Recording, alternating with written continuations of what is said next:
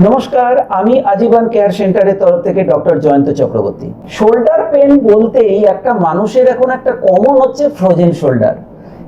এই ব্যাপারটা কিন্তু আমরা অনেক ক্ষেত্রে প্র্যাকটিস করে দেখেছি যে ফ্রোজেন শোল্ডার কিন্তু সেই রকম ভাবে নয়, হয়তো কোনো রোটেটার কাপ ইনজুরি আছে বা পেইনফুল আর্ক সিনড্রোম আছে। সুতরাং শোল্ডারের এখন মানে ম্যাক্সিমাম ক্ষেত্রেও অনেক জায়গায় আমরা দেখছি বা আমরা কিছু মেডিকেল প্র্যাকটিশনারও মানে ফলো করি, সেগুলোকে দেখি যে বেশিরভাগ ক্ষেত্রে ফ্রোজেন শোল্ডার, এবং কিন্তু দেখা যাচ্ছে যে হয়তো ওর ইমপিচমেন্ট সিনড্রোম আছে বা পেইনফুল আর্ক সিনড্রোম আছে বা আরও অন্যান্য কিছু কারণ আছে। সুতরাং ফিজিওথেরাপিউটিক অ্যাপ্রোচ বা ফিজিওথেরাপিউটিক অ্যাসেসমেন্টটাকে আমরা নেগলেক্ট করতে পারি না।